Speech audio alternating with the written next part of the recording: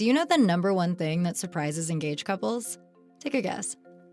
The sheer amount of decisions they have to make while planning a wedding. Indoors or outdoors? How many guests? Are kids invited? Controversial. Which cake flavor? Seriously, how do you even begin to figure out what's right for you? That's where Zola comes in.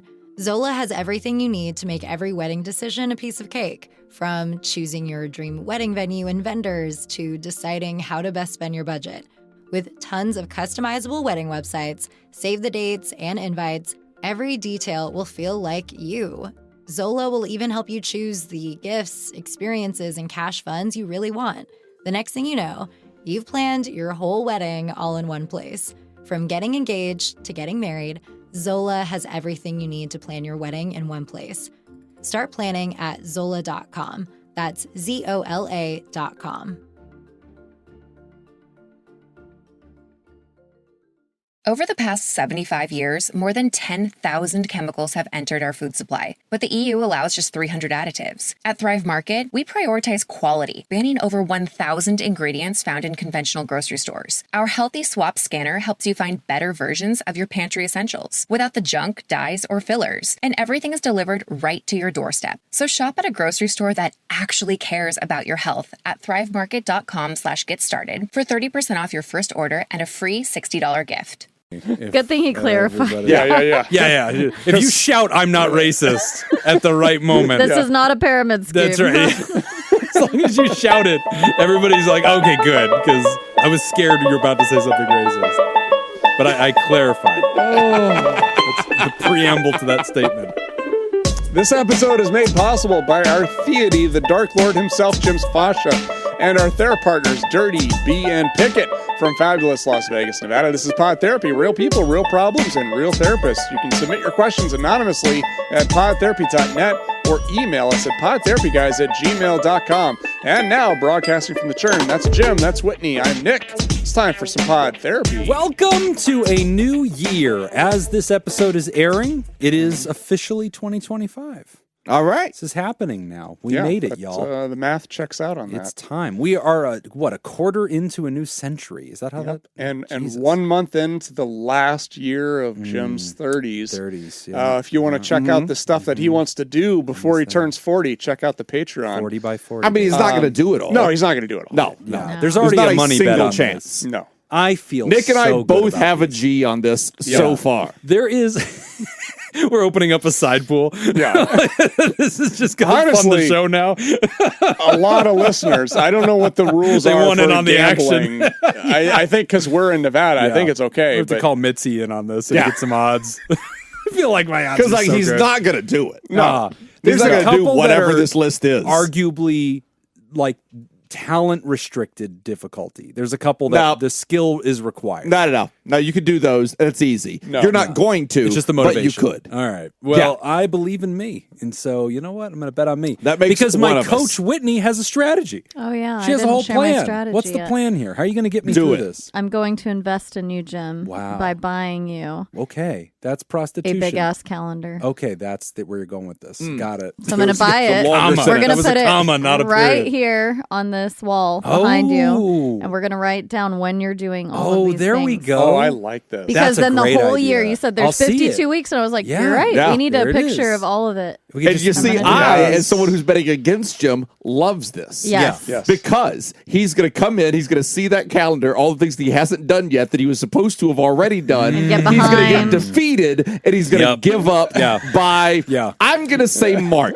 Whitney, honestly, now that I'm ordering hearing it. that out loud, he's right. That's all right. I'm already I'm still doing discouraged. it because that will feel amazing. Visualizing say it is too much. March 6th.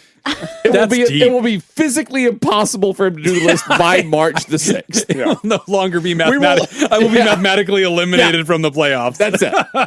We will already be into our March Madness bet. Yeah. Oh, my God. Which you will also lose. Hey, I do very well because I bet the chalk. I had a driving thought tonight, and I want you guys to tell me if you think this is better than Jim or worse than Jim? Because as we all agree, Jim is the worst driver on the show. Yeah, Statistically, Yes. I have the worst records. That's right. That's just sure. Jim does things like he cuts through parking lots, cuts through gas stations. And this, keep in mind, this is all of us remembering Whitney stole a car. Yeah. And Jim is still the worst. That Right. says I a went the lot. wrong way on the freeway. Stole that and one wrecked the time. car, I So believe. there's that. Yeah. Yeah, I did get that ticket for that. Yeah. So that's pretty high up. So there is something that I do that I want to know if it's worse than Jim. Oh, yeah, Ooh, here it go is. on. I think it might be potentially worse than Jim. I think it's one of those things where Jim's is more likely to happen, but if mine happens, it's worse. Okay. Oh, I'm excited. And that for this. is when I'm getting gas at the gas station. Yeah. I put the gas nozzle in the vehicle, and then I leave the vehicle Okay. to go inside the gas station. Is the car running? No. Are you smoking? I thought you were going to say leave the car running. I I'm was like, always smoking. Yeah. smoking hot.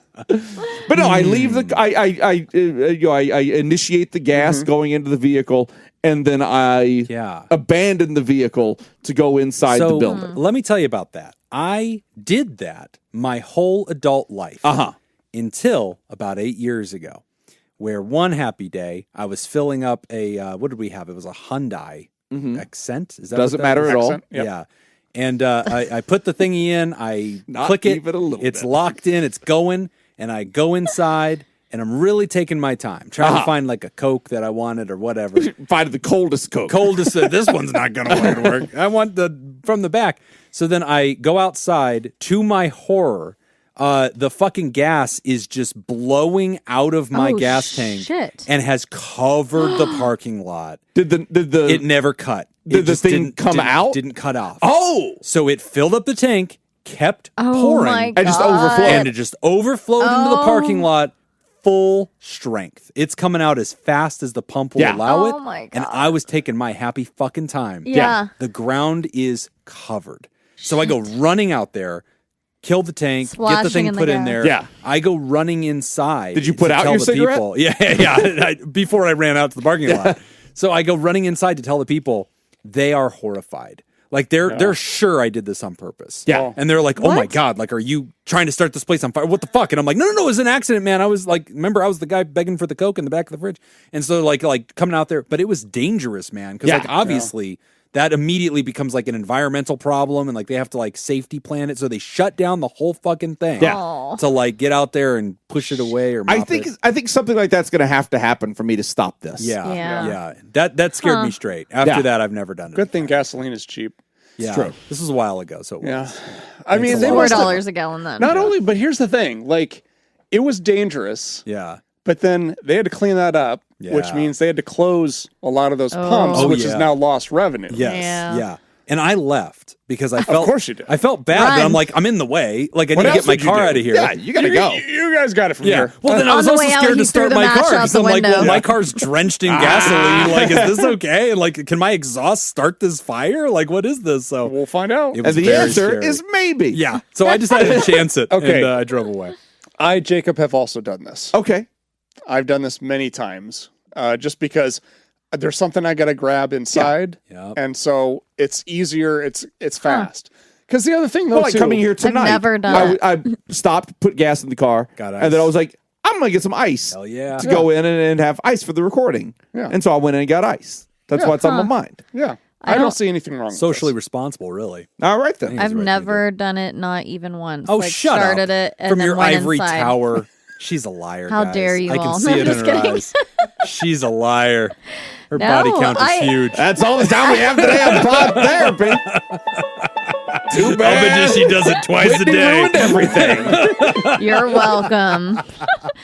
Debbie Downer over here. So you've never done this. No, Because you paranoid. hadn't thought of it or because you're I'm concerned about paranoid. something? Okay. Yeah, Ah, I'm like, okay. someone's gonna come Paranoia. steal the gas. Okay. Why? Oh, No, That- see that I don't know why I think That's somebody's why- going to be able to do that. That's but- why I stopped doing it. Oh, okay. Not because I was worried about safety or anything, because No. like that shutoff thing is pretty reliable. It is. Yeah, I wouldn't worry This about is that. That's a really I've happened to never me had was pretty gas weird. overflow That's Yeah. Jim's out of any bad vehicle. luck. That's pretty Yeah, weird. Yeah. No, my concern is that I leave and then somebody pulls up on the other side of that. Yeah, right account behind you and just. and then grabs it, Yeah. fills their car up. You Yep. would have been burgled. Yes. Yeah, exactly. That's Burgled. the fear. Burgled. We don't Is use that that word actually in the context. word? That is the it. word. Yeah, I just that heard is that it. earlier Yeah. tonight. I like that It's word. not used enough. No, I feel it's like we not. need I to have find been a way. burgled.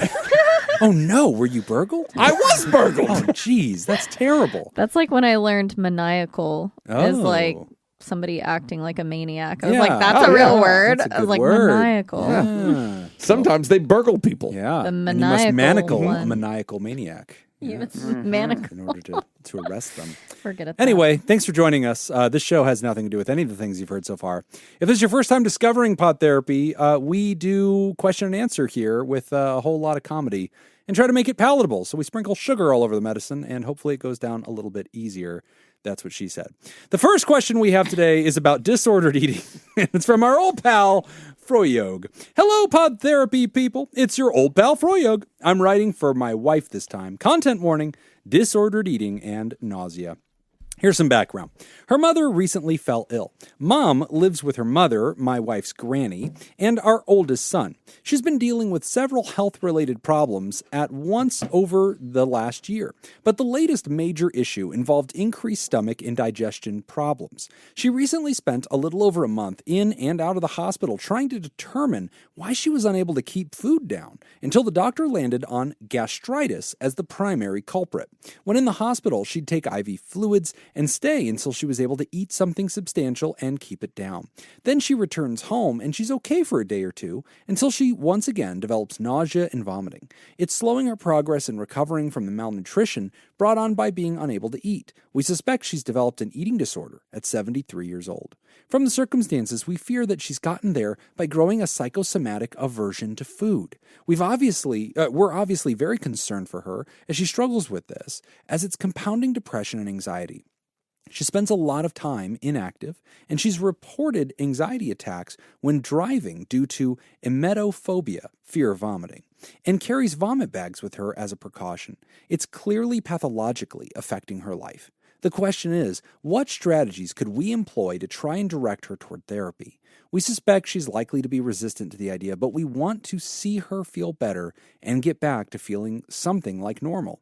Are there tactics we can use to help her or ourselves in the meantime? To help her ourselves in the meantime. We'd appreciate any insight you can provide here. We love Mom and want her to feel her best. Thanks, y'all. Love what you do. Justin, a.k.a. Froyog. Oh my gosh. I have a quick, funny little story. On a girls' trip We'll be once. the judge of that. Yeah. Let's hear the pitch. I guess funny is used loosely here, but And quick. So far, quick. yes. So on this girls' trip, we were all in the car together. There's like 5 or 6 of us, and one of our friends started feeling sick, and I didn't realize it. She wasn't making a big deal out of it. So just sitting in her chair, she like brought up a bag and just like throws up into the bag, just like Oh. and like you couldn't hear it, you couldn't like see. It was just very subtle. I was like, oh my god, you're just wow. getting sick right here. So she like throws up in the plastic boy. bag, but then we're driving the car. We're in like San no. Francisco, like on the highway going toward there. If you tell me the windows don't roll down, I'm gonna get sick. The windows right now. do roll down, Oh, but this good. was hilarious because I'd never seen this before. She rolled the window down, sticks the bag out, and rolls it up. Oh, to pinch it. So yes, to pinch it. The bad side's on the Yes. outside. So This the person's a vomit- genius. I know. I Yeah. was like, that is amazing. So then we just cruise the rest of the way, and like the bag doesn't have to stay in the car because we couldn't pull Flap over. and vom all over the freaking No, five. but It's closed up. No, it's closed. Yeah. For Yeah. now. Well, her vomit that bag speed stayed limit closed, down. and I was like, "That is so fucking smart." I would have never Genius. thought about it. I'm like, she's obviously vomited in a car before. And is Not a my genius. first time. Yes. It has an IQ over a So that's my 165. advice for your mother-in-law. There you go. Just bring this back Anyway, with you thanks while for you writing drive. in. Also, Justin. hooray for not littering, right? Yeah. Because that would have been the thing. Like most You could have people, tied right? it up and tossed it Yeah. out the window. Yeah, Yeah. she's like, no, I'll wait till we stop. I'm like, oh my God, that was so Solid, smart. And then I also solid think, play. what did people think driving by us? Like, what yeah. is this bag? They Like, knew. just- Yeah. They knew. It's San Francisco. They've seen a lot more shit on the ground Yes, than this yes. lady's vomit bag. Anyway, they're aware that's of what I it. thought They of. know when a vomit bag when they see it. These poor people. Man, disordered eating starting in your 70s, but it sounds like coming from that somatic, like psychosomatic, Yeah. it's like the secondary problem is becoming Yes. this disordered This eating. doesn't get brought up enough on the show or in general, and I'm really glad for this question because, like, when it comes to anxiety and like body-mind relationship, your digestion, your stomach is such a big part of it. And a lot of Yes. people have heard that phrase, like, oh, the stomach is the second mind or whatever. But actually, a lot of people with OCD Yes. and with anxiety, that is their fear, is I'm going to experience some kind of like nausea or like I'm going to throw up, and then I'm scared to go places because I don't want to like do this in front of other people. That's I'm the scared to eat obsessive things. thought, yeah. And then Yeah. it's really tough because they get these intrusive thoughts and then they obsess over it of like, oh no, I'm good. And then it's a self-fulfilling prophecy. Also, right? if I thought I was going to go, by the way, if I thought I was going to go somewhere and then vomit, Right. I You would wouldn't also go. not go to those places. you don't go anywhere, so Yeah. it becomes agoraphobic on No, top I of get that. it. Yes. And it is Yeah. psychosomatic because, like, you think back to, like, if you've seen that movie Inside Out, you know, the little girl and her, like, first emotions. Disgust is one of the first fundamental emotions that we know humans develop. And so this is very, very difficult when your mind-body relationship gets all twisted up and you start to, like, trick yourself into disgust in an Yeah. anticipatory response. Man, that's a bitch and a half to unwind. Because historically, and I'm interested in what y'all would say to this, but historically, I think it ends up being exposure therapy. Like, I think you end up having to, like, encounter things that frighten you and allow yourself and give yourself permission to experience the discomfort. Yeah. But it's ironic because, like, that's a horrible thing to go through. And then a person's like, no, I've literally been hospitalized because I cannot keep things down. So, like, and that's a whole nother thing because gastritis is a full-on independent medical diagnosis. Yeah. And that's also a culprit here. So, like, this mind-body relationship has so many layers to it. I It's agree really with hard. Jim. I think Justin needs to be vomited on. That's what it is. Yeah, I think that'd be good for him. That's Are we terrible, adding it Jim. to the list? Yeah. Put it on the list. Vomit on Get Justin. vomited. Number 40. Vomited on. We got it. Can do that tonight. Going to Ohio. Not tonight. It's a long flight. No, it is like, you know, it's like a compounding issue, right? Because it's if you imagine like the issue of the nausea being just kind of this ball that you have to manage, Right. you know, and it's the size of a softball. It's inconvenient. It's tough to carry around. I don't like carrying it around. Gets kind of in the way. But then you have this fear and anxiety Yeah. that you put this small ball in. Yes. And now this is a huge ball. Yeah. And now I've got to carry this. And I think a big part of the therapy, like exposure therapy, is Right now, really, it sounds like Nick's about to break into a juggling routine. I know. I was like watching Jacob. This is I'm where like, we need something is video, about to 'cause happen he's here. clearly queuing up to juggle these balls. And then there's a Big third ball. ball, and that Yes. ball is discussed with oneself. And there's one you have to- bowling and pin. you have to juggle all these different balls. And there's a chainsaw over here. But Somebody wait, quick, throw me another one. there's an egg. There's Sit an down, egg. Mr. President. But really, like, that's kind of what therapy does, is it helps you kind of get rid of the bigger one. Yeah. Right? To Right. kind of manage it. Like, okay, this other piece, this is manageable. We can deal with this. As far as what can Justin do? What can the family do? Yeah. I mean, I think just help her find a therapist. I think that's connect her to yeah. a therapist. You're not going to do exposure therapy yourself. Right. You know, it's not anything that you can really do. You can be supportive. You can be involved in mom's therapy and help out that way. So Justin is asking us, I think, also to reflect on that question, which is like, how do I get, an elderly member of our family who's going through so much, and it clearly has such a physical cause that they can see, but then how do I get our grandma into care, right? Yeah. How do I get her, or mom in this case, how do I get that person to go and talk to a therapist? And on the show, we've talked a lot in the past about like different presentations and different ways that you can help them. In my experience, these cases are a lot harder because they already have a physical smoking gun. And so they can often feel not heard. And when you come to them and go, hey, this is in your head. And they're like, F you. It's Yeah. not. I've literally had IVs stuck in my body. Do you think I like being in the hospital? It's like, no. That is not in your head. That is real. Yeah. And everything is mental. And Yeah. our mind is making this worse.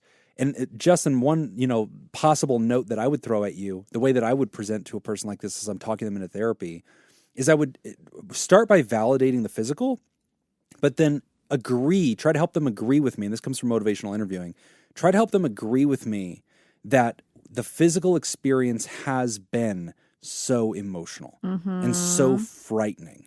And when you're experiencing that kind of like life and death level fear, not being able to eat, being afraid for your physical future, feeling the fatigue, feeling so powerless over something so basic, when you can get them to start there where they're like, yes, it has been so hard, and like just agreeing with you and opening up about that, usually you can take that and leverage that toward therapy and say, you're carrying so much fear.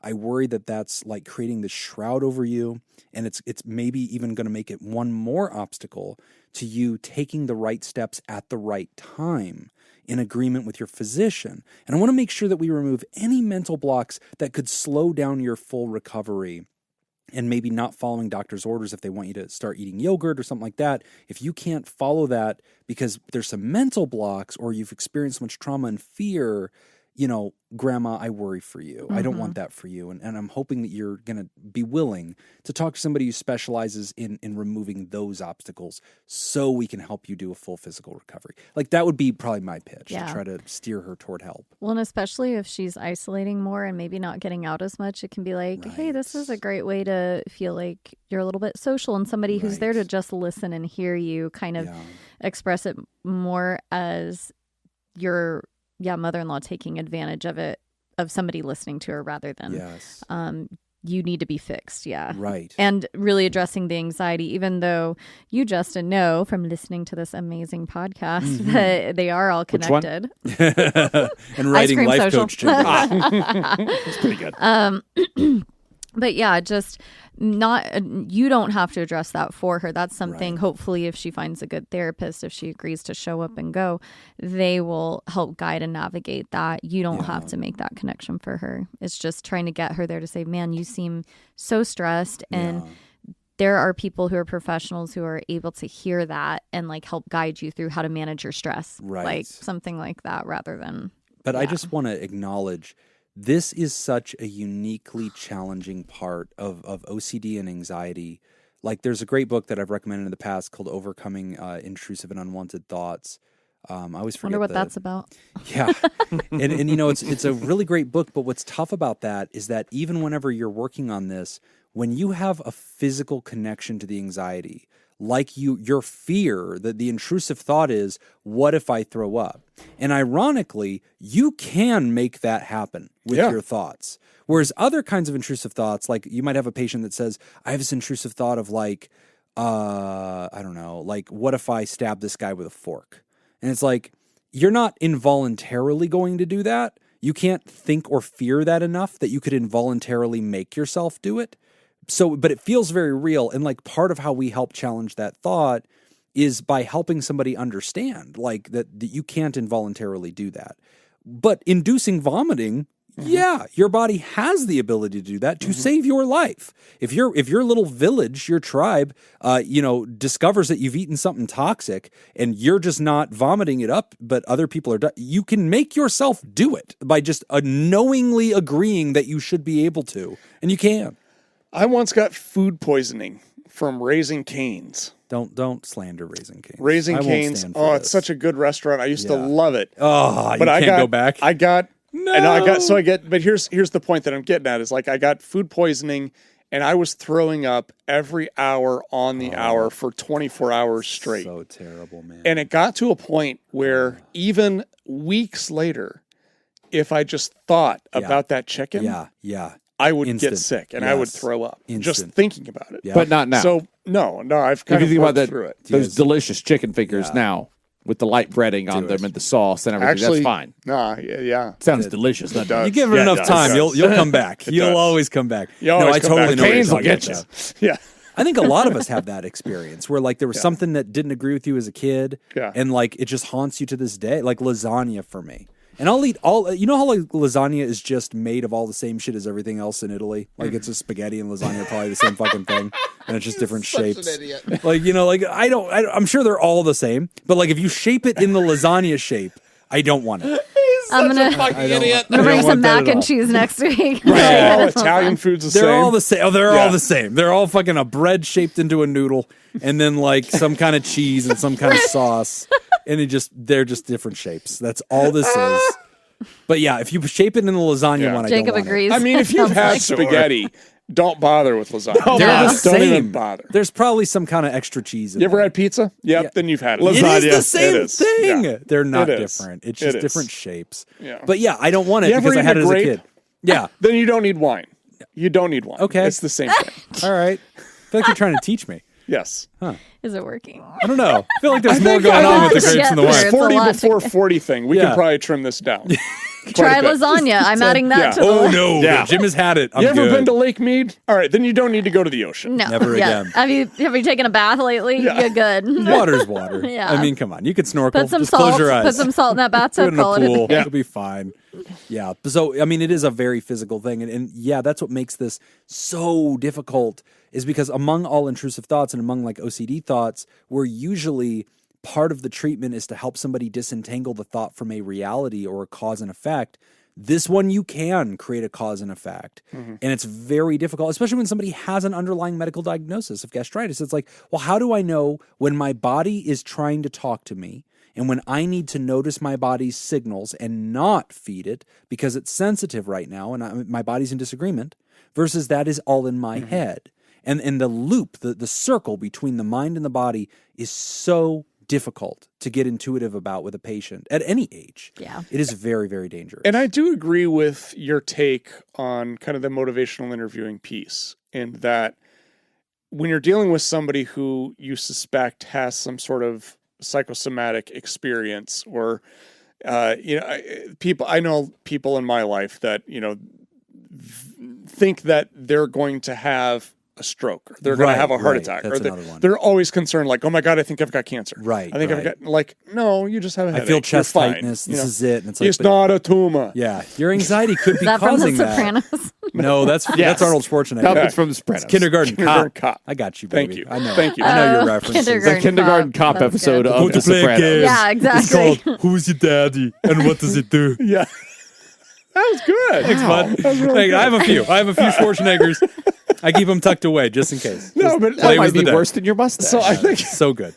the point is with that is you can't convince somebody. You can't Right.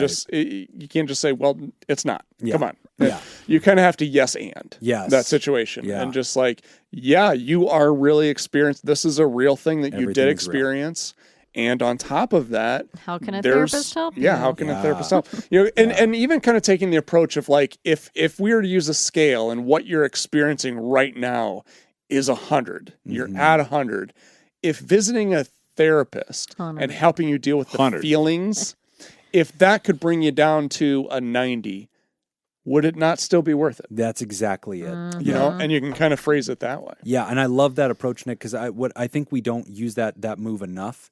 Because a lot of times people they feel like they have to completely agree that therapy is going to be this cure-all or it's going to be some magic. And especially if they know that you're pro mental health and you're not trying to rain on your parade or whatever, but like they have that doubt. But like therapists are very comfortable with that doubt. And a lot of people think we're not okay with it. It's like, oh no, we don't need you to be a fucking believer when you walk in. Like it's fine.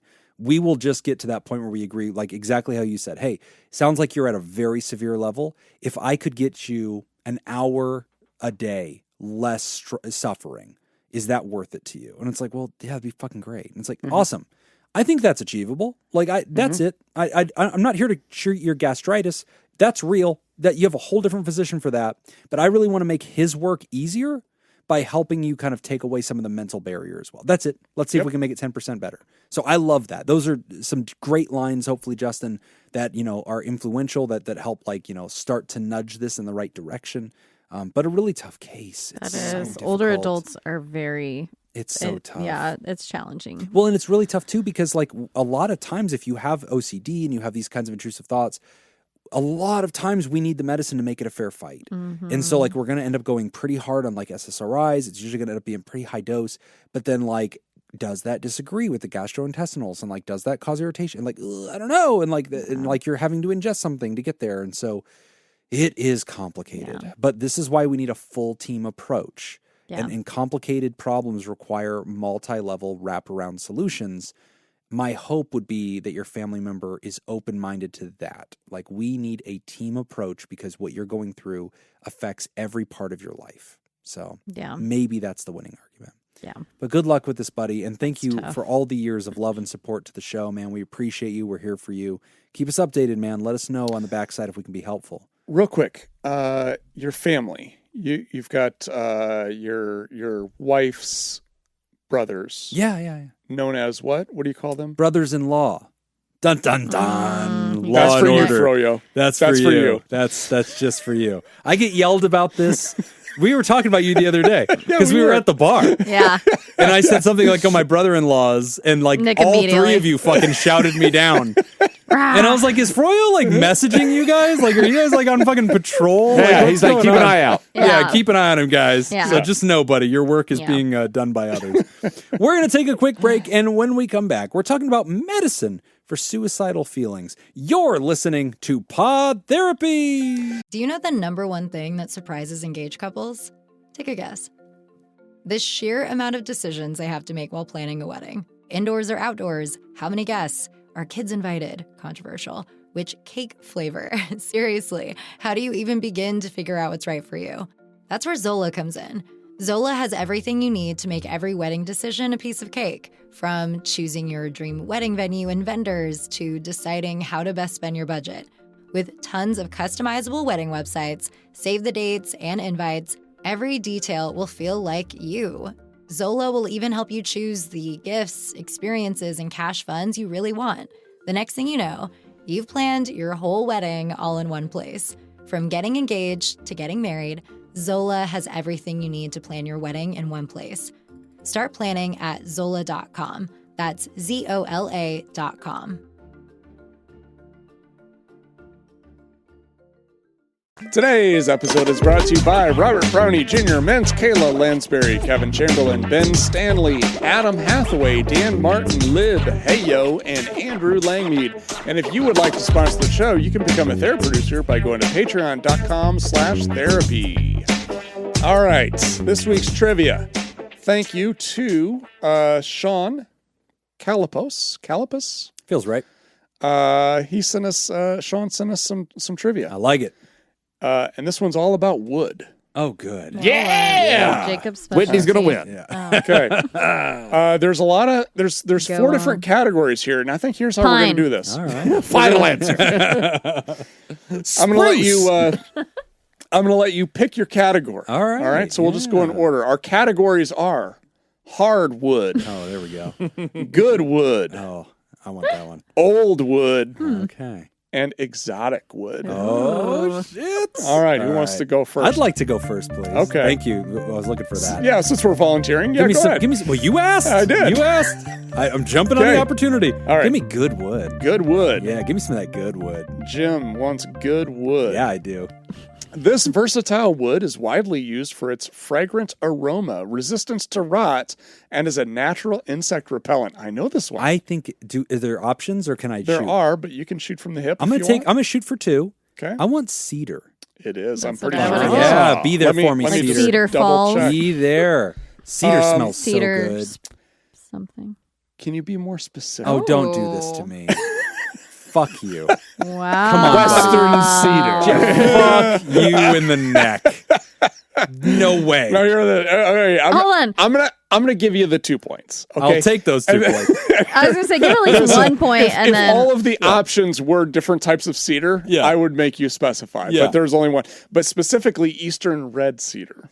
Oh. Which is what you were going to say anyway. Yeah. Sure. Is there any other He kind? didn't say it. He didn't say it. I thought it was Point implied. Jim wrote it down over there. Yeah, I can yeah, tell. All right, Whitney. Yes. You want hardwood? Yes. Yes, Do she you want does. good wood? Obviously the hardwood. Okay. Obvi. Pod Obviously. Therapy After Dark. What is the hardest wood?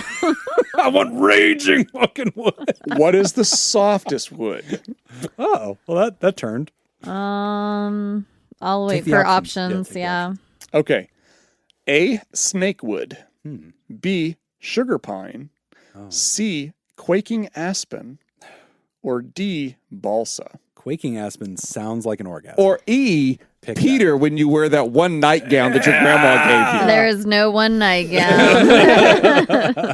I know, right? I was gonna guess pine, and I don't even know if that's right. It's total guess, so I guess I'll go with the pine option. Sugar pine? Yeah, that one. It is balsa wood. Oh. We used balsa wood a lot in our industrial tech class in high school. Oh, we yeah. had That's to, right. Yeah, we had to build like Make a lot of model models. houses and Yeah. bridges Easy and to shit. cut through. balsa. Yeah. Okay. How do you Also used spell to make that? model planes out of balsa wood. Oh, yeah, It's yeah, very yeah. light as well. BALSA? Balsa? BALSA. Yeah. Balsa. Okay. Okay. Jacob, do you like hardwood? Do you like good wood? Do you like old wood? Or do you like exotic wood? You know what? He's going. I don't give a Exotic. single shit. Oh, The that shit means he wood. wants exotic wood. Exotic. Get Give him it the- to me. Get him the exotic wood. From 1906 through the early 2000s, Sure. this wood was used to insulate high voltage feeder wires that power the trolley system in San Francisco. Oh, he's lived there. He should know Exotic this. wood. I'm going to shoot from the hip. Okay. Oh, Go for 2. Okay. Redwood. Oh, yeah, that makes sense, right? Because they're That's lousy exotic. in redwood over That's there. what I'm saying. Yeah. Northern California. But he said They just exotic. got that. Come on, Redwood. Be there, Good Redwood. answer. That Good wouldn't answer. exactly be exotic, though, Yeah, would it? If that's it's made local of- wood. It's pretty exotic, though. They're Redwood's importing pretty exotic. wood?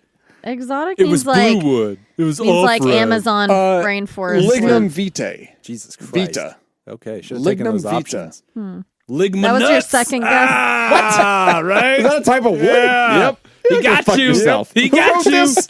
What were the other Sean. options? Fuck you, Sean. Ligma. Brazilian olive wood, Ligma vita, ironwood, or teak spec. Well, on the upside, I wouldn't have gotten it if I'd gotten the Nope. option. That's why I was like, "Ooh, would we have You gotten?" know what? No, At I least wouldn't. you have. went down with confidence. Yeah. And you know what? That's the way you I wanna stand go. by my answer. I agree. I still think you're right Yeah. spiritually. Challenge. I do too. Can you see these answers? Can you play?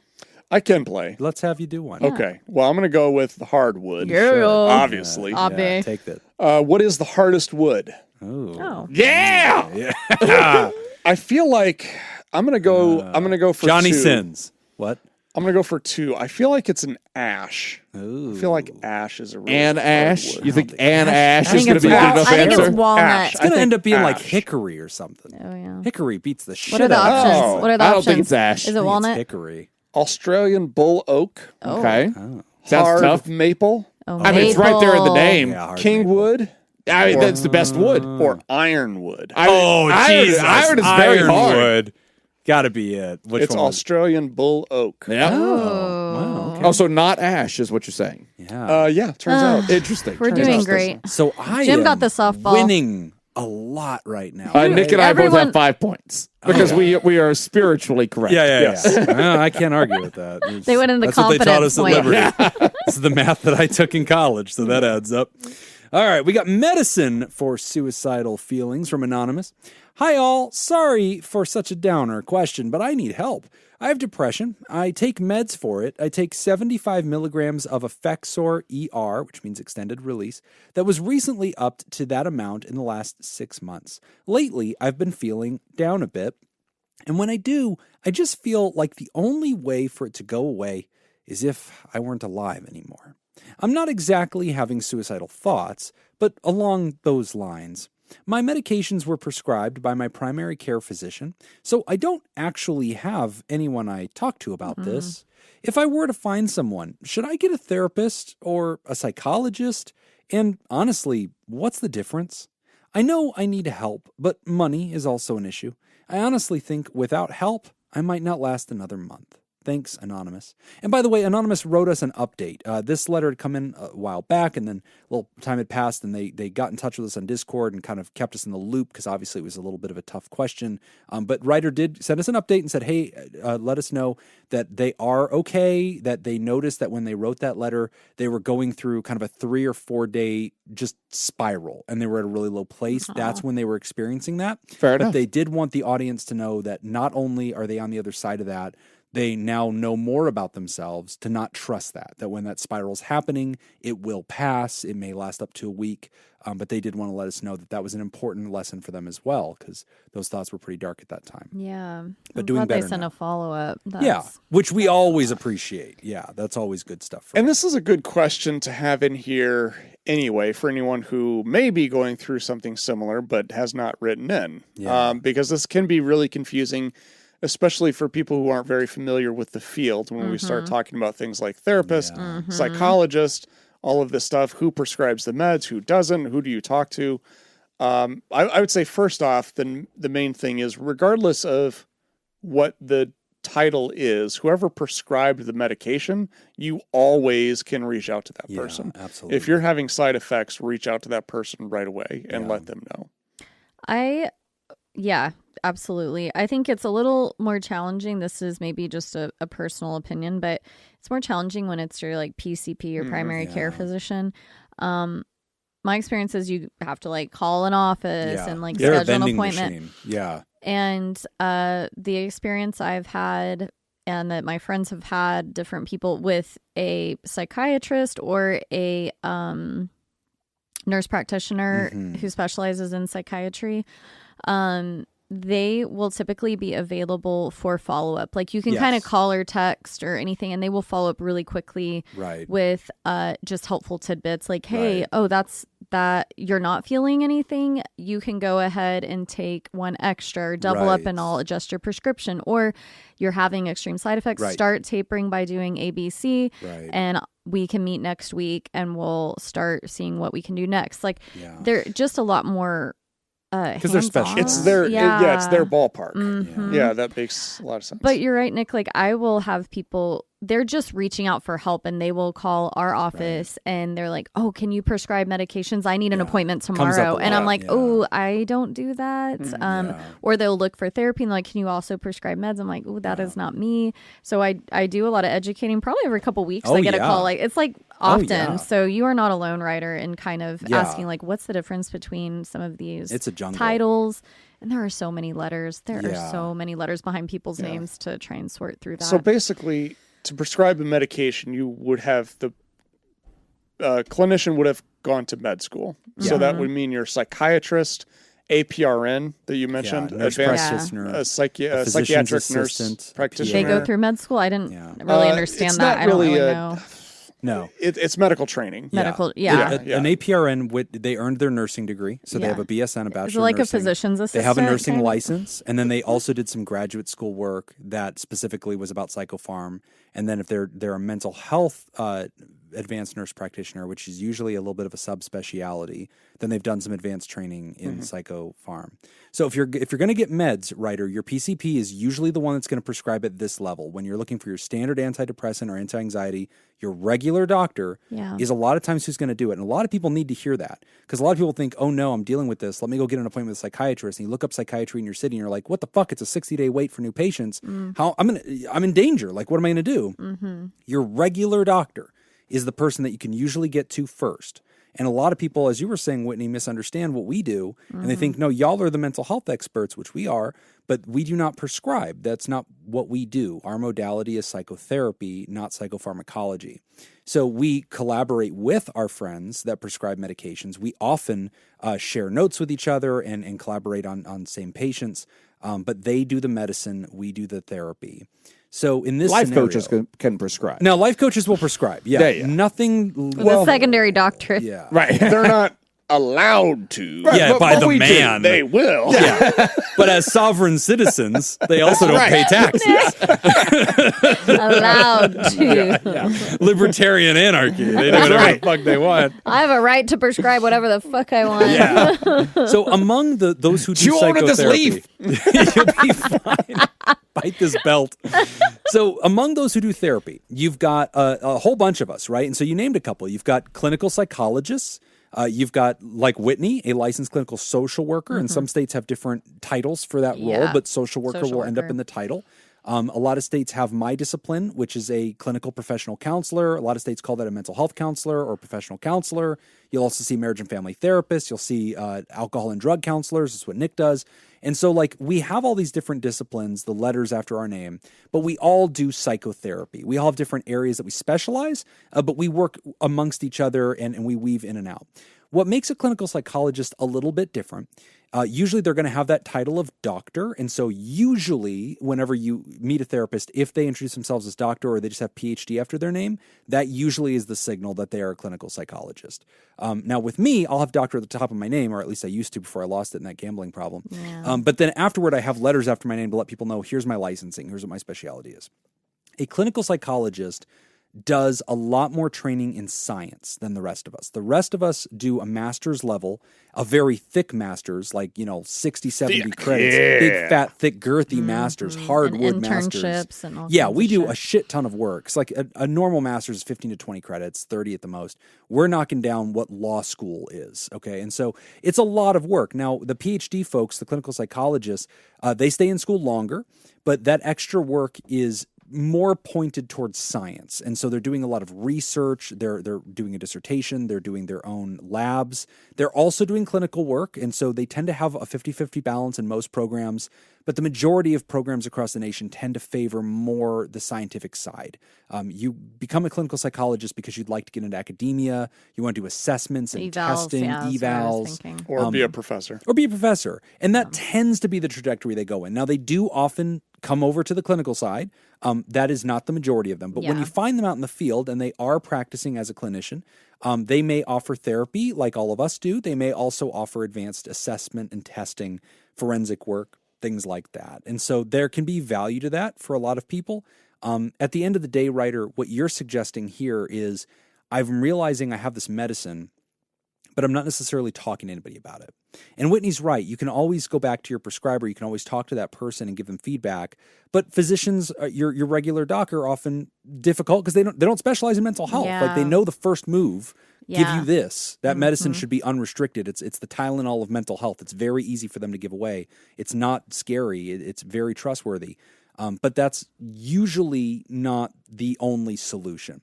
So medicine for most people that are experiencing depression is going to be that very first line treatment because it's fast. We can get that to you quick. There's no wait list. We can start that immediately. You can have that within 30 minutes. Now, people don't know, though, that it takes 14 to 21 days of taking that SSRI every day for that to eventually work.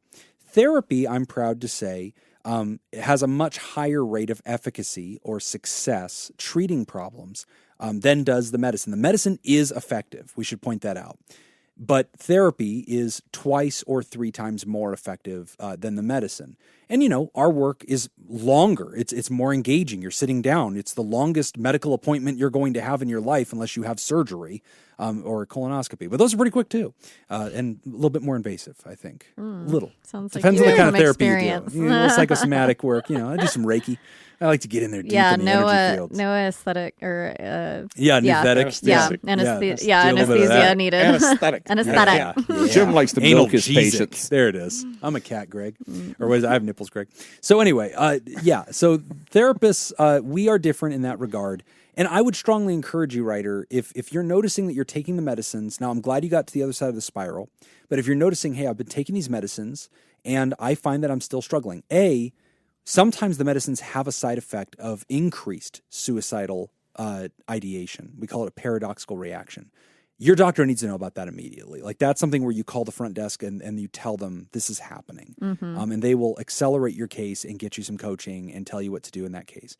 Yes, in a perfect world, we also want you to get to any person practicing psychotherapy. That could be a clinical psychologist, it could be a social worker, it could be a professional counselor, it could be anybody that is there that does therapy. But we should talk a little bit about how to find therapists, because the writer says, hey, budget is a problem. And we get to revisit this usually once a year. Somebody writes in with something like this where we can revisit. Here are tricks to finding a therapist in your community. Here are some economical, shortcuts, some ways to do that. This is a good episode to do that. First episode of the year, and this writer's asking that question directly. So I'll throw that back onto the table as far as like advice that we would give for how to find a therapist, and then how to find economical options. I want to say first something I don't think we've addressed as much when talking about this, and since psychiatry has been brought up. Yeah. Again, psychiatry appointments are more expensive, and I hear that. They can be like $200, $250. That's on the low end. Oh. But they can be that much. But I want to say usually that first session, especially, the good ones at least will spend time with you. Mm-hmm. So follow-up appointments might be 15 minutes, but the Yeah. first one will be 30 minutes to 60, usually somewhere in there, depending on your situation. And that's not something that you will do very often moving forward. So I say that because I hear you that things like that can be expensive, but it's kind of like an initial investment. Yeah. And it's not going to be that expensive over time. That's true. Follow-up appointments will be less than that if you're paying out of pocket. And you don't have to go super often, especially, like I said, a lot of clinicians will offer things like text, phone call, email, follow-up if you need tweaking to happen before coming back in. Yeah. And otherwise, they'll kind of just keep prescribing. If you're like, my meds are working, great. You don't really have to check in as often. And so it's not, I think it just sounds so expensive, up front. So I want to say that to encourage you, like when we see that number, you think, oh my gosh, a therapist costs however much you go every week, but this is not an every week thing. That is an upfront cost, and it will taper down typically. Yeah. And you probably don't even need a psychiatrist at this level. When you're just getting your standard issue antidepressant, your doctor's office is usually the right place to go. But if you're treatment resistant, then you do want to advance that to a specialist. I hear you, and that is true. If you can get a doctor's appointment, my experience again has been that nurse practitioners or in psychiatry, they get you in sooner than my doctor would. Yeah, sometimes it will be weeks until I can get a doctor appointment or whatever. That's very true. So yeah, I don't know. And if you find a good practitioner that specializes in psychiatry, again, maybe this is just my personal experience, but the couple that I've interacted with, and I recommend clients to go there who live in Nevada, but they are very good at really listening to clients, hearing their symptoms. And one in particular, she will doesn't even really diagnose. It's just, what are your symptoms? Okay. Yeah. And I love that approach. Yeah, it's like, exactly. Hey, tell me what's going on. Right. And these are the type of medications that can deal with those symptoms. I like that. You have like ADHD and depression. Let's go this route. You have anxiety and like some bipolar symptoms. Yeah. Like, let's go this route. I like that. So I don't know. Maybe I've interacted with. Well, no, really you're absolutely right. But... Like APRNs, nurse practitioners, the reason that mid-level providers have in the past 20 years been granted these powers to prescribe is because a lot of these medicines are very accessible. They're not very dangerous. And we needed them. We needed them to fill that up. mid-level. Yeah. That it's like, That's hey, true. I don't need an antipsychotic, right? We're not sitting here talking about olanzapine. Like, I'm dealing with standard issue depression. Let's solve that. Yeah, right? for the and so community. Like, that's why your primary can do it, and they don't hesitate. Yeah. And that's why a lot of nurse practitioners now are in private practice or attached to therapy clinics. A lot of therapy clinics are now bigger and like have a nurse on staff that'll prescribe. So yeah, we have a referral person who shares our space like one day a week and also has her own practice. It's and we go really that way. useful. I love that teamwork, and especially finding one that you trust. Because sometimes, and this is something I was getting pissy about the other day at UNLV, like nurse practitioners, in my experience, sometimes get a little too, in my opinion, big for their britches. And they start trying to act like us. And they're like, yeah, so I think this person's like bipolar too. And I'm like, the fuck are you talking about? And they're like, oh, well, they answered these 3 questions on this survey this way. So they clearly do. And it's like, yeah, it's almost like I had to go to school for like 3 fucking years to make that decision. And meet with them often. To come you up took with the that. equivalent of like some CEUs on diagnosis. And like, now you know, like, stay in your lane. Like, I'm not going to tell them what medicines to take. Why don't you just I'll work talk about with the me symptoms. here? Yeah, you know what to do with those symptoms. Yeah, let's work it out, right? So, yeah. Good for you that you found a good team. Yeah, stay down, APRNs. Take it. Brava. I think I've fought this fight for years. All right, let's tell this person how to get some therapy. So if they're looking for a therapist, let's revisit our old mottos about how to do this. I'll take the low end. So if you're looking for the economical model, you're like, man, I don't have insurance. Nobody in my insurance is taking anybody new. I'm really low on funds, and I need to get in there and see somebody. I'm a big fan of universities. Universities are going to have a training program. That's the thing that I work at UNLV. Our students are great. They're under supervision. They're being coached by good supervisors and me. And Jim. There it is. They're and, very affordable. And so, like, they're very affordable. It's free or classes. not. Yeah. Or nothing. And so, Yeah. like, that's really, really great. The next level up is usually licensed interns. So when you're on that learner's permit in the first few years after graduating school, you're under supervision of a leader therapist, but you're usually cheaper because you're not able to take insurance yet if you're out privately. And you're usually going to have like a discounted rate because you realize you're not as experienced as your colleagues. And so, you're kind of creating a lane for that. Those are two off the wall ideas that I would throw out there. Open Path Collective is a really useful website to find therapists that have extra slots and they want to offer those as a discount out to the world. They list them on Open Path Collective. That would be my 3 ideas for cheap therapy that you could find. But other thoughts on how to find help?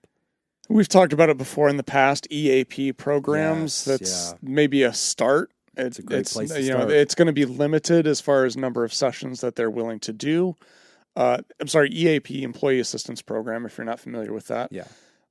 If you do have insurance, I don't know where you're writing from. If you're an American, contacting your insurance provider and getting a list from them and just, working within your insurance is going to be one option.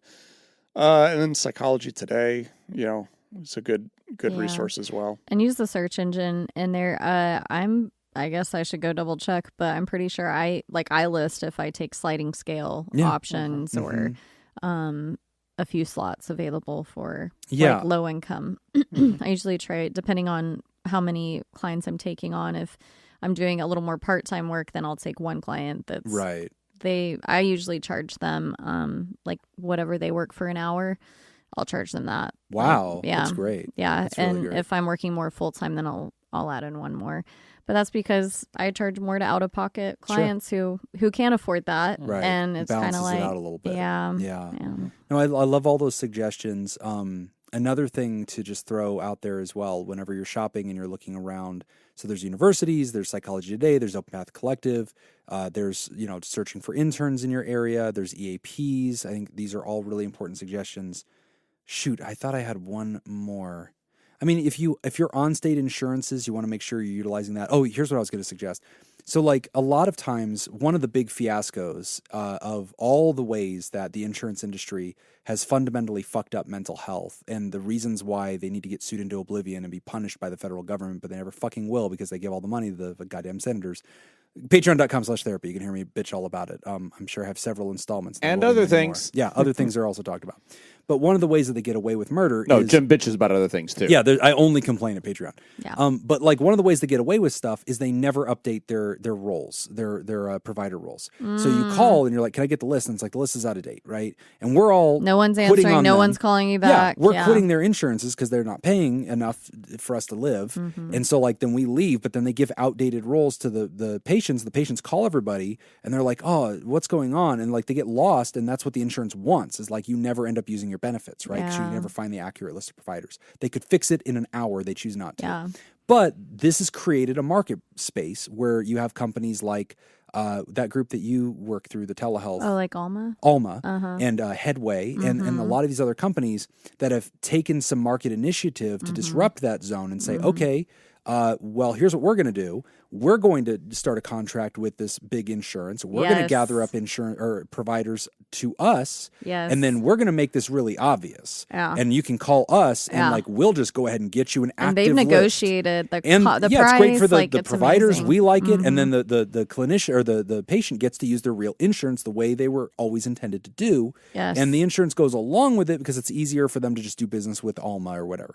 So Alma, Headway, and go to those websites. Yeah. And usually they will say, what's your insurance? You type that in. Where do you live? And it will give you a list of providers in your area that reliably right now take that insurance. And they can probably get you that therapist schedule and make it all easy peasy for you. So those are a huge option to shortcut the system. Yes. The system's very broken. They make it easy for the clinician and the client, It's great. typically. Yeah. It's great. And for now, it's working. But they need to do more work to make sure that works long term because More work. tech bros don't like to pay everybody. We're going to take a quick break. And when we come back, we're talking about having a friend with low self-esteem. You're listening to Pod Therapy Talk About Wood. Do you know the number one thing that surprises engaged couples? Take a guess.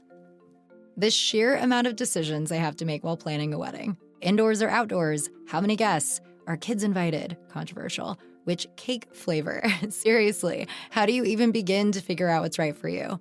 That's where Zola comes in. Zola has everything you need to make every wedding decision a piece of cake, from choosing your dream wedding venue and vendors to deciding how to best spend your budget. With tons of customizable wedding websites, save the dates, and invites, every detail will feel like you. Zola will even help you choose the gifts, experiences, and cash funds you really want. The next thing you know, you've planned your whole wedding all in one place. From getting engaged to getting married, Zola has everything you need to plan your wedding in one place. Start planning at Zola.com. That's ZOLA.com.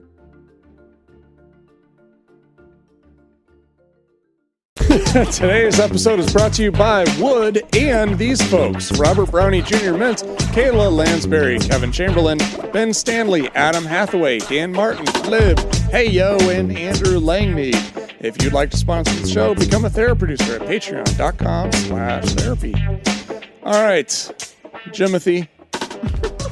Let me get. Last time I did good wood. I'm going to take exotic wood. I feel like getting frisky. Let's take it down a notch. No one's taken old wood yet. Oh no! You know what? That was an option? Let me go old. What's all the discrimination? Let me show some. No, you're right. You're right. That's on me.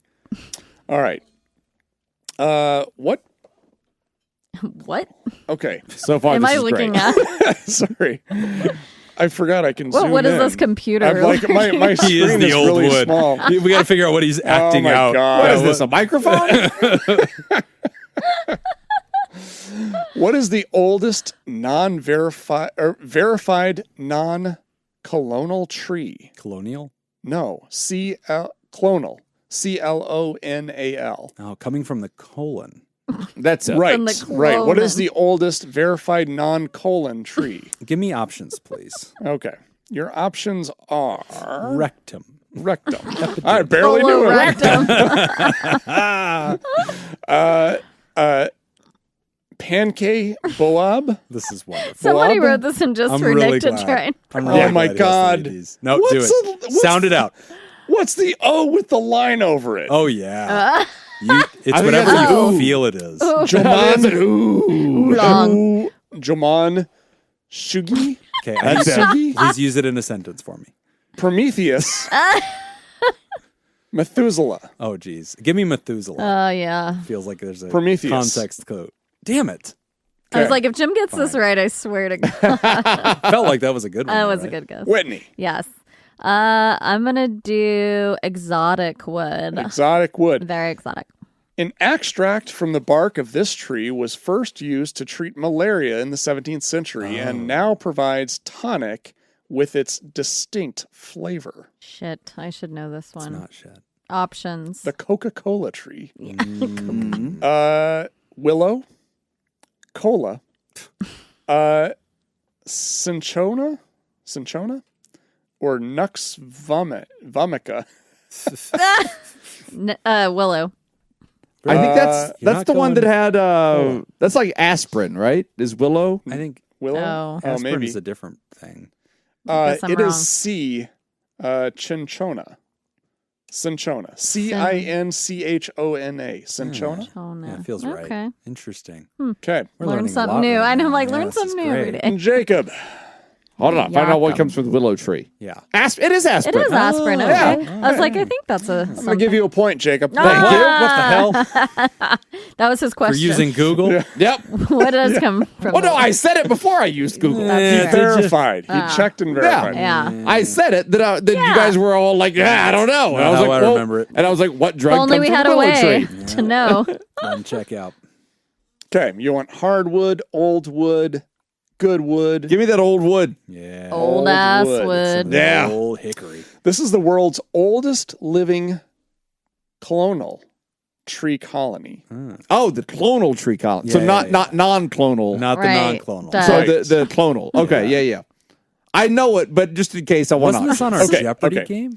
I know. Pando, Sure. Ooh, that sounds old. old Chico. Yeah. Yeah. God damn it, you guys. This is great. I love it. This Just let is it worth happen. it. I can get Just lean in on negative the points, vowels. and it's worth it.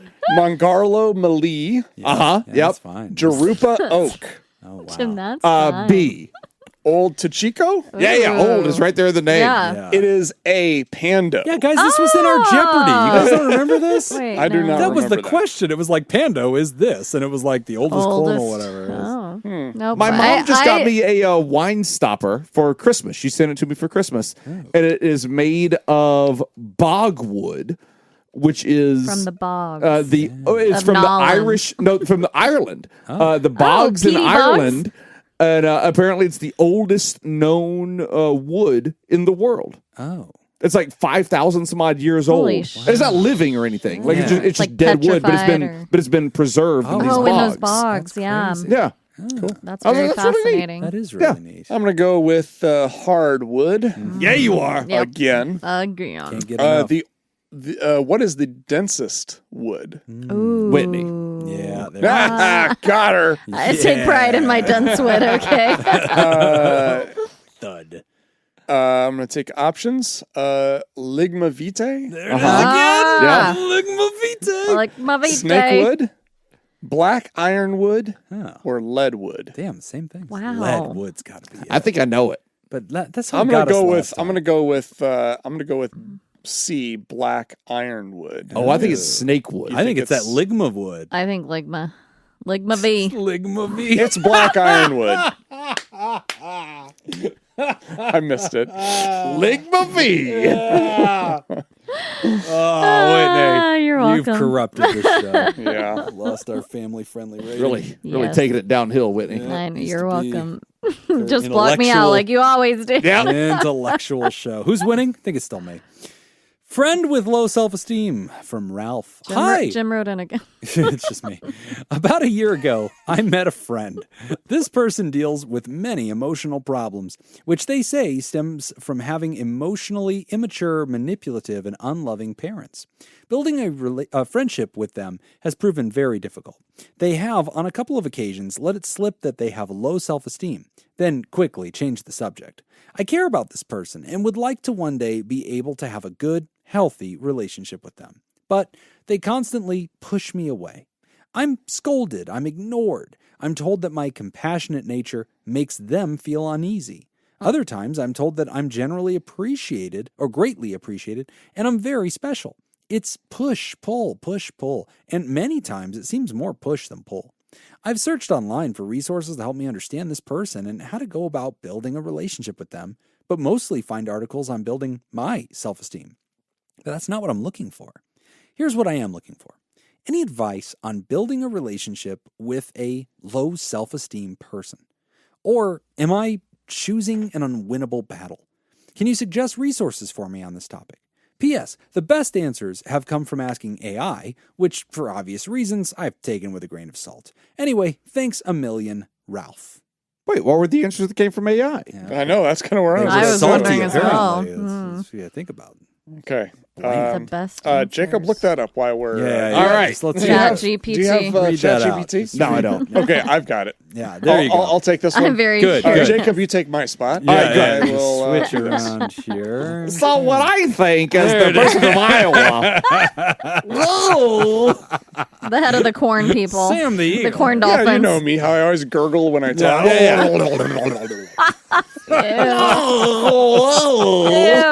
So, This show has gone to shit. yes. Fuck season 8. I don't If even this is care. your first episode listening, this is about standard. Yeah. This is On base. par. Honestly, we're at a high point. We had a really good show. I haven't said count them all at once. Oh, damn it. Season 8's ruined. There we Man, go. friends with high emotional problems. There's Yeah. reasons listed. So I knew. I was like, this is going to be hilarious for you three to answer. Yeah. I feel like. I just have. What would Oh. you do, Jacob? Abandoned ship. Yes, I know. I was like, bye-bye. I get to a point, for better or worse, where I have so little patience, and I just can't do it. That's fair. That's a boundary, I just can't do it. in my opinion. I think it is. At some point, I do, and I have many friends that have all kinds of mental Sure. things Yeah. going on in their lives. And sometimes I look at my close friends, I look at friends that aren't quite as close, and I go like, hey, you gotta figure this one out. Yeah. I got to give you a little bit of tough love, and you're telling me that for the fourth time you're thinking about breaking up with this person. Yeah. At some point, this has to be your problem. Yeah, I can't support you in this Yeah. Yes, anymore. like at some point, I can't help you with this. It has to just be your problem. Yeah. And sometimes I feel like a bad friend for that, and sometimes I feel like that's the only thing that can help people. But either way, that's all I can do after. This is deep. Well, I have a question about that then. So when you say this has to be their problem, does that mean A, you're saying like, I can't hear about this anymore? Or B, you're like, yeah, you can tell me, but like, I'm not going to give you any. It has to be their problem to solve. Right. So I'll listen, but I'm not going to solve. No, Oh, okay. I love you and like whatever, but like I can't help you. That's fair. Yeah, that's very fair. Like, yeah, if you need, you're going to vent, we're friends, and you're like, oh my God, my partner's. Yeah, sure. Oh, okay. But yeah, don't look to me like, what should I do? Yeah, because like at some point I can't help. I see. That's fair. I think I that's can see setting this. a boundary. You're I feel like yeah. Jacob is a great guy for this because, it's one of those deep, like, fortune cookie level things where it's like, this person has low self-esteem. And they're like, Jacob, I just feel like I'm such a piece of shit. And it's like, hey, you are. Like, whether you think you are or you're not, you're right. Yeah. Sometimes your feeling is right. Sometimes you are a piece of shit. Yeah. Wow, Jacob. Well, and Go buy me some sushi. kind of in the same direction that Jacob's talking about. I was just talking to some colleagues. You see, that's what happens when Nick has to look something up on the internet. I know your spot's been You taken. bailed him now. out. That's fine. He's been demoted. He also has your same licensure now as well. Yep. So he's Just a take it. doctorate. Oh, that's he's true. a He's just accumulating Yeah. all of our credentials. If he can name it, he can have it. Oh, that's fair. That is a great move. Yes. No way you could do it. And I referenced it earlier in I the know. show. I was like, Jim just no said fucking it. clue. Not a chance I was listening. Not a single chance. But we were talking about, I was talking with colleagues about Eckhart Tolle, which I have not read any of the books. Yeah. I've started them, but so this is not from me knowing anything. But What are the books about? What are the Meditation. I've read them. like So, awareness. Gotcha. The Okay. Power of Now is one of them. Oh, I've heard of these. Yeah. Okay. But what I like about it is it's kind of like releasing that responsibility, and it's you becoming an observer. Yeah. Like, so the writer, you aren't responsible for fixing your friend's No. problems, or You even can't be. if You they're cannot be if- responsible. And it sounds like sometimes they might be trying to put that on you, like, oh wow, your compassion, it makes me feel uneasy. Right. You're just like, okay, Yeah. All right. and deep down you're like, well, I don't give a fuck. Like, Well, and I sure, think it's also fine. indicative of part of why this is such a unique problem to have. Like, part of what makes somebody have low self-esteem is not simply they just have an empty cup, and if you could just pour something in there, it will solve this, right? Right. And this is a mistake a lot of people make, is like you discover this about your friend or somebody you love, and you immediately do what we all do, which is like, oh, there's an I'll fix emptiness it. here. I'll just pour something here. Yeah. Let me just give you affirmation, give you compliments. You didn't receive Yeah. this as a person growing up, Mm-hmm. so all you is there's just a void, a vacancy. I'll just fill it. It's more than that. The person doesn't know how to hold those things. So it's like you never learned how to play catch, right? And it's like, oh, the problem is nobody's ever tossed you the ball. I'll just throw one at you. And then it hits them in the fucking mouth. And then they're like, what the fuck? And you're like, Yeah. oh, I was doing what you said. Your dad never played with you. So like I tossed the ball at you. They don't know how to catch it. Mm-hmm. So it is difficult for them because even when you're being kind and compassionate, they don't know what to do with that investment. Mm-hmm. It doesn't fit anywhere. And yet they also know that there is a vacancy and that they are struggling and that their machine is operating differently than other people's and it's tumbling all over itself. They can express that, but you can't simply fix it by walking up and complimenting them. And in therapy, this comes up a lot. Yeah. Rookie therapists make that same mistake. They're like, hey, this person seems really insecure. And so I'm going to use like a compliment and affirmation and encouragement. And we'll say, yes, do that anyway. Sure. Like always do that. That's fine. That's not going to therapy them. Yeah. We're going to have Don't to think do that's a lot gonna more fix than that. it. Yeah. or And like a lot just of it is solve going all to the be coming problems. back to some of what Jacob was preaching a second ago, which is the Wow, dignity Dr. of discomfort. Jacob. Dr. Jacob's right, Yeah. as he always is. Yeah. But that is probably going to be I didn't the go to dignity school of for the extra time discomfort. for nothing. That's right. You can go to doctor in school for nothing. But like in therapy, we want to give people the dignity of that discomfort to help them encounter where those absences are so they can start to like pick the baseball up off the ground and toss it in their own hand and realize what to do with it. But as a therapist, that's always a very difficult thing to do. As a friend, Yeah. I would argue impossible. I don't think that's the role of a friend. Yeah, I mean, kind of similar, I think, to what Jacob was saying is I kind of. Wow. Dr. Let's Jacob, just keep doing LADC. this. Yeah. Yeah, those initials. Yeah. Give me your license. What And were I they definitely again? know what they are. What were they again? No, I know them. We all know that we all know them. We all know that it would be great if he had a wall of our licenses and degrees. He just keeps accumulating them like a pirate. I think it's important to know, when you are the support person, to know the difference between when you're on stage with them and when you're in the audience. And there's going to be times when you're just in the audience. And like one of my favorite things to do in situations like this is to empathize first, be like, oh, wow, that sucks. Yeah. And then follow that up with, what are you going to do about that? Yeah. And just to really kind of put it back on them to just kind of understand and also to help me understand I'm in the audience right now. Yeah. Yeah. Like, I'm this being is- curious and I'm yeah. listening and I hear This you, is- but like, Yeah. what are you going to do? Yeah, this is my, I'm here to watch this and witness this and, I can be supportive, but I'm not on stage. I'm This is not contributing very little. Yeah. Yeah. Exactly. This is your journey. And that comes back to the dignity of discomfort, like allowing, but that's an important thing that you just gave them, Nick, is like, here's some way that you can language that, right? Because, and it's hard because when somebody seems to be drowning right in front of you, how am I going to resist the urge to fix, to heal, to rescue this person? And Ryder, you're a good person. I mean, Ralph, you're out there reading all these things about like how to give somebody self-esteem. You're working harder at this than I think most people There would. it is. I think you're working harder at this than they are. Yeah. Well, and I was just going to ask that if we want to really get up in there, why do you feel like you need to build this healthy relationship with a person that is not in that space for whatever reason? Like, Right. We have to talk about rescuing, right? And like a fix-em complex. And like, it's not your job. And that can also come back to this relationship may be unsustainable because I can't be over here trying to sail next to somebody with a hole in their boat and they're and they're dragging scolding me me under the water. while I'm trying to help Right. patch their hole. They're going to pull me under the water with them. And like sometimes it's not inhumane to create space and distance from that person and to start letting go of the relationship. And you might say, well, that's not authentic to me, right? Like I love this person. I don't want to see them hurt. I want to be close to them. But like part of the damage they may have suffered in life is that they may not have that to offer. And that can be really tough. And I want them to go to therapy for that. Like Yeah. that hopefully when somebody experiences enough broken relationships, they finally look in the mirror and they go, I think it might be me. Yeah. I think as well. I'm getting close to that point. Yeah. A couple more. Yeah. Yeah. A couple more sunken boats. You mentioned like healthy relationships. In my opinion, having a healthy friendship with somebody means being able to tell them if they are like hurting you in some way, and you can be very kind and like gentle about that. But the scolding thing is sticking out to me. If I had a friend who, a one-off or like every now, like once a year, they've like scolded me for something, I'm going to let that fly. Like, okay, you had a bad day, whatever. Yeah. But if this is something that is happening, every month, they're like finding something to scold me about when we're hanging out or talking every couple weeks, and they're like kind of snapping and biting.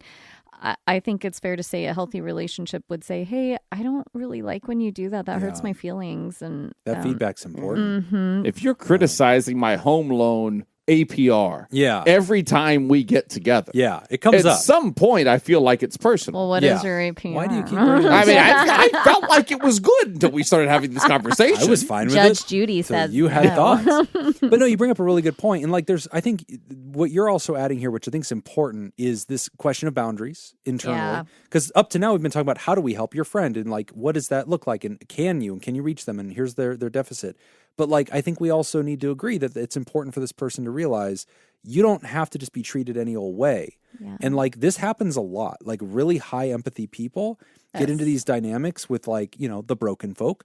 And then those people will treat them like pieces of shit or any bad way. Yeah. And then at some point come crawling back, be like, I'm so sorry. I'm so damaged. It isn't you. You're wonderful. You're the best thing that's ever happened to me. Please don't let go. And you're like, oh my God, okay. I'm here I will not let go. It hooks you. I appreciate you. Yeah. And then they treat you like a piece of shit again. And sometimes this gets really erratic. And we see this a lot in borderline relationships. I was thinking that. that. I was like, I don't want to diagnose anyone, but borderline came to mind too. If for you're me. looking for, Google that. Google the symptoms of borderline. Yeah. You might see some things that resonate. Google Yeah. lyrics. It's not about diagnosing Yes, your friend. Google It's the about lyrics. pointing out that there are patterns that people would relate to your letter in. And when they're experiencing that, we have to tell them, you get to pull away from this. Because you're right, Whitney, sometimes these get so eccentric that we start putting up with really wild behavior patterns from our friends. We start fighting natural consequences. Yeah. If you treat me bad, I'm going to stay away from you. Right. That's a natural consequence. Yeah, that's not me being disloyal. Yeah. That has nothing to do with like my character. You punched me in the face. Like I have to walk away, and you have to accept that there's a responsibility to that. So, writer, this is a really interesting dynamic. And sometimes we use the word enmeshment to describe like how interlaced you're becoming with your friend. And I think if we were your therapist, we'd be really interested in talking about your boundaries, your distance, your self-care, and not allowing you to completely lock in with a person that may have a hole in their boat, hoping that you can find the right fix for that. That is ultimately going to be something they have to learn to fix, and they have to learn to coexist with others, not seeking the medicine for their emptiness in their friendships. You could be a good and affirming friend. You could be not a douche and like be a great person that uplifts your buddies. Wonderful. You cannot fundamentally reach into their brokenness that a lifetime of like parenting and all these other problems created and have the one missing ingredient in your pocket. It's wrong for them to look for that from you, and it's inaccurate for you to believe that you can find that and provide that. Yeah. It's hard work to overcome this. Yeah. It takes a lot of work. Yeah. And it's something we do a lot in therapy, right? And if we have your friend as a patient, we're challenging them and saying, hey, it sounds like you're going to Ralph again and you're looking for Ralph to fill this need. But we've been talking about this. I heard that, want you to like, talk about that. you're going to Ralph again. I was like, oh, wait, We didn't have what? that vomit question I earlier. was just thinking, I was Doesn't like, work. wait, is this the right question? So we would be talking Or it's them about back a West from you as Coast well. grocery store. Ralph's. Do You're going to hear that Ralph's we're getting an again. Aldi's? No. I have, yeah. We're getting an Aldi's. It's a big deal. Oh, Texas kid is excited. Yes. I know. I'm excited for it too. We need some competition because the groceries are out of fucking control. Yes. Yeah, we need as many new stores as we can. Yes. Anyway, Ralph, shop at Aldi's. I think that's the solution here. I think that's how we're going to fix it. That's exactly what we're saying. That's what we're trying to say. Whatever. You wrote into the show. You know what we Aldi do. sponsor us. Anyway, good luck. Yeah. Oh, yeah. Sponsor the show, Aldi's. You get that sweet Aldi's money. I think we're ready to jump on that. Do you know the number one thing that surprises engaged couples? Take a guess. The sheer amount of decisions they have to make while planning a wedding. Indoors or outdoors? How many guests? Are kids invited? Controversial. Which cake flavor? Seriously, how do you even begin to figure out what's right for you? That's where Zola comes in. Zola has everything you need to make every wedding decision a piece of cake, from choosing your dream wedding venue and vendors to deciding how to best spend your budget. With tons of customizable wedding websites, save the dates, and invites, every detail will feel like you. Zola will even help you choose the gifts, experiences, and cash funds you really want. The next thing you know, you've planned your whole wedding all in one place. From getting engaged to getting married, Zola has everything you need to plan your wedding in one place. Start planning at Zola.com. That's ZOLA.com. Anyway, as we get to the end of our first episode of Season 8, we want to remind you that our show is powered by our friends that support us at patreon.com/therapy. Go ahead. First, we have a little announcement that Oh. we need to talk about, and actually, very kind of serious announcement. Yeah. Trigger warning has to do with domestic violence. So if this is or if this is going to be difficult to hear, you can fast forward a couple minutes. Yeah. So on December 21st, the night of the 21st into the 22nd, a friend of mine that I worked at the Evil Insurance Company with, her I daughter. gotta change that name. Yeah, they should. But her daughter, in her early 30s, was killed at the hands of a domestic violence incident with her boyfriend, and it's kind of an insane situation. It's been all over the news here in Las Vegas, and just shocking for her family. But they created a GoFundMe for her funeral services since it was so unexpected. And she was very beloved in the community. She was a tattoo artist, very talented. And You have a tattoo from her, yeah? I do. Yeah. My one and only tattoo. I said I'd take a picture before and post it on Patreon, and I never did. So maybe this is the time. But I will attach that in Patreon as well, just the link for her GoFundMe. No pressure to donate, but her story's there as well in the description if you feel comfortable reading a little bit about it. And if you do have $5 to give, even $1, I know anything's appreciated. Her family is so giving to everybody that they interact with, very caring. And I know this is just shocking to friends, family. I've had multiple people reach out. People I didn't even know I was connected, because Vegas is a weirdly small town in a lot of ways. So I've had a lot of outreach after sharing on my own social media accounts of people who we had weird connections with. So, it's just really shocking and sad. And domestic violence, I think, I'm not going to say we don't talk about it enough, but it can end tragically, and it's it's kept secret so much more. And this is why we need to speak out about it, because it's situations like this. There's no way that was the very first episode of domestic violence that ever occurred. Right. It probably happened before, and there was times it was swept under the rug, and there's times when people say, I'm sure this is not real. I'm sure it's going to get better. Right. It needs to be talked about. And it's because these situations do escalate. People do lose control. Yeah. And now a wonderful person is no longer with us. And that there weren't signs of physical aggression before this happened. Right. And in fact, there were the more scary signs, the subtle ones where he would want her to FaceTime and a lot of mistrust and things like that. But her name, if you care to look it up, is Renice Wolf, and it's spelled Renise, and her last name is Wolf, but with an E at the end. And so if you care to look that up, I wanted to share We will have that. the GoFundMe link in both of our Patreon episode that posts earlier, and it will be on the public episode as well. If you are listening to this on any podcast app, go into the episode description, and if you scroll down, you will find a link right at the top. And so we'll make sure that that's directed. Any giving that you feel moved to provide, we want to, I think, unite as a mental health community and do real life tangible things that make a difference in the world.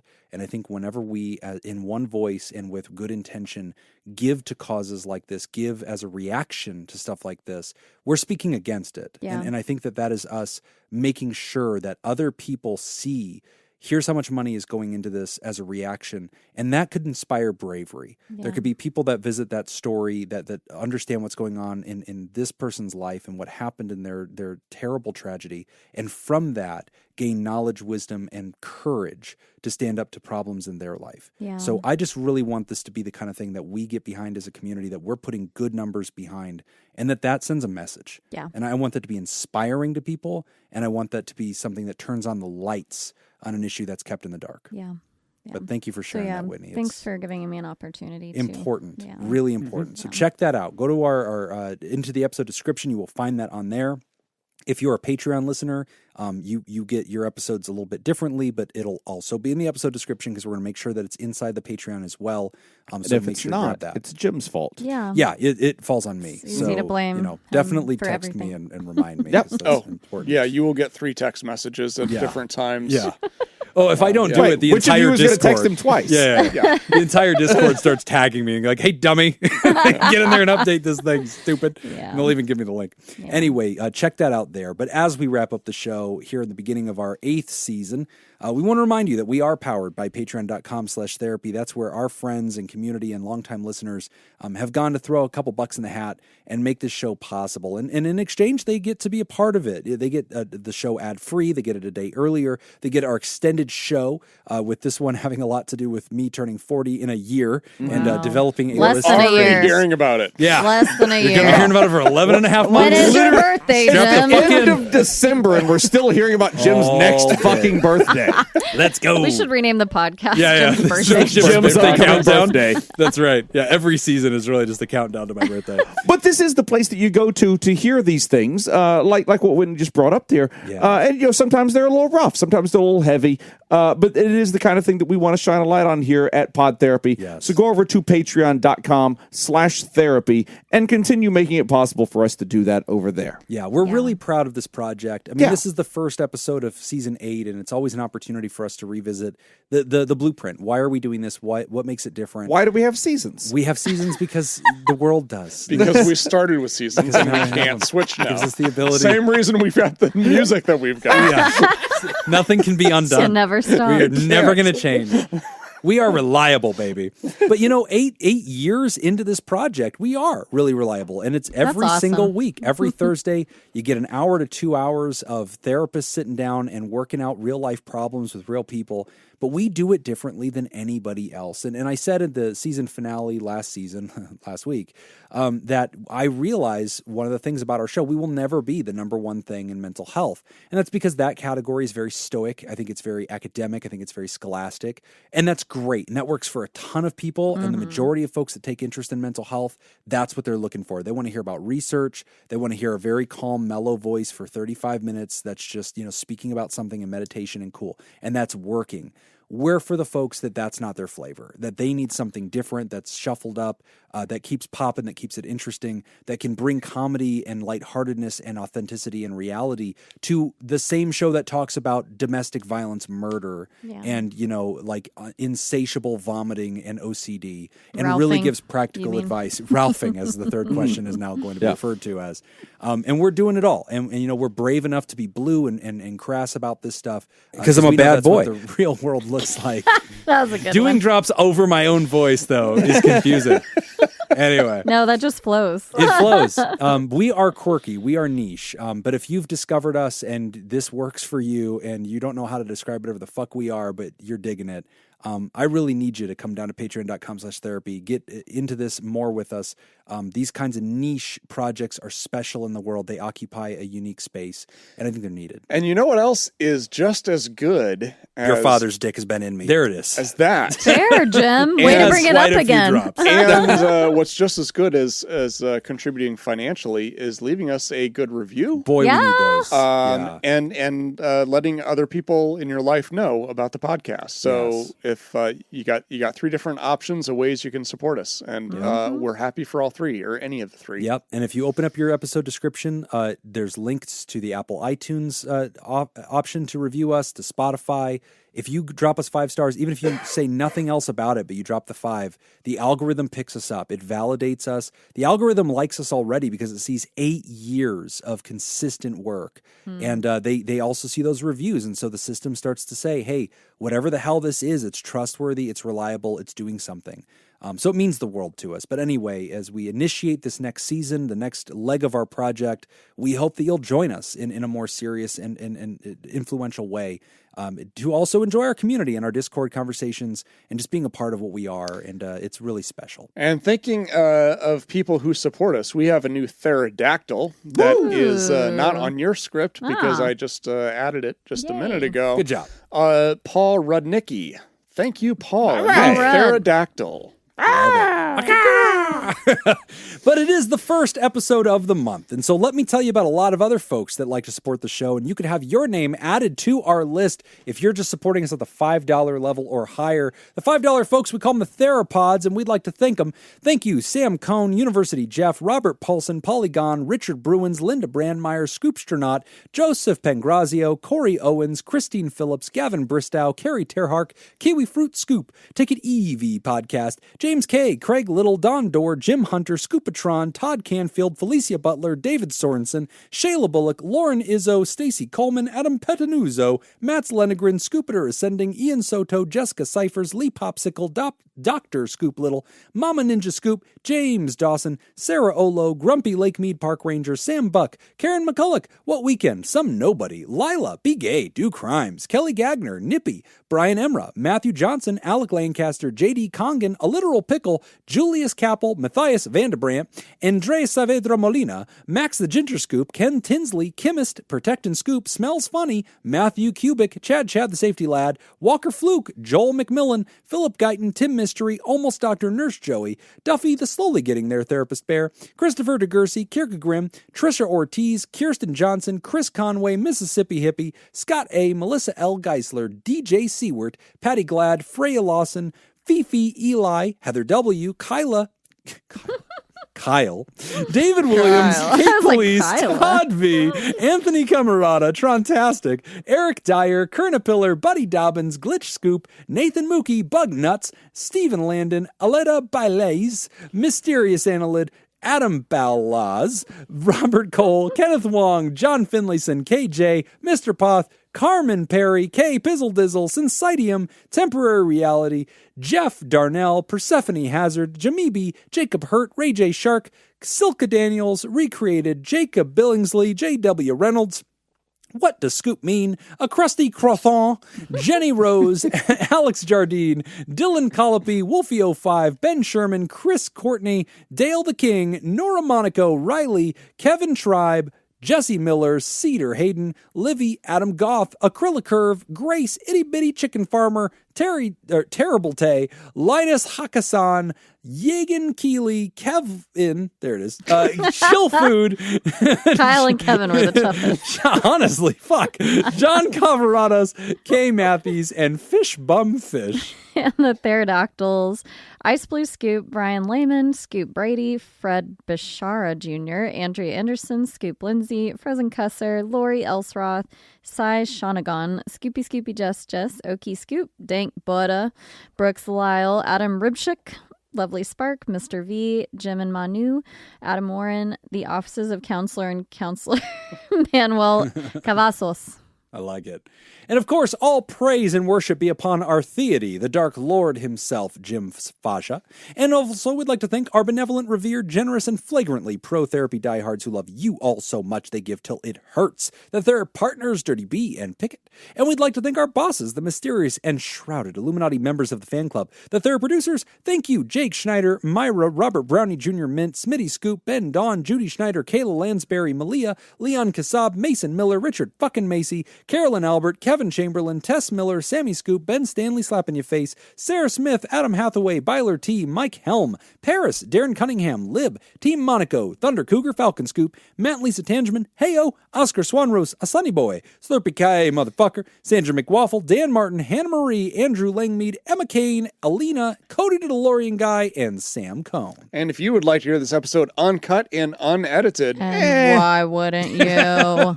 and enjoy our spontaneous side projects, go to patreon.com/therapy, and thank you for supporting mental health. That's all the time we got for this week's session. Want to thank our landlords, Matt Mattingly's Ice Cream Social Podcast, and thanks to those of you who contributed to our show today.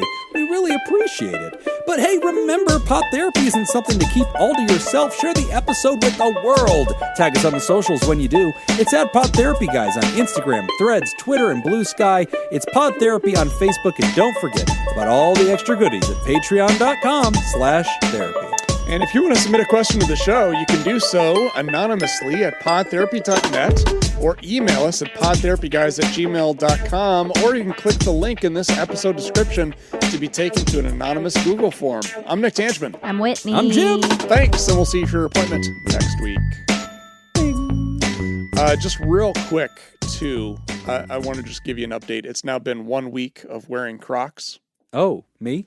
Me. Oh, because you're not right now. What? Yeah, because I got them Oh, for you got Christmas. them, yes. Oh, yeah. Still absolutely shitty shoes. Yeah, okay. We'll never wear them outside, but inside they're Inside. very comfortable. Oh, yeah. Inside, maybe Thank the you. backyard. Yeah. Thank you. You know? Yeah, he's Goodbye, everybody. He's a gentleman in the streets. A hero. Croc in the sheets. Croc in the sheets.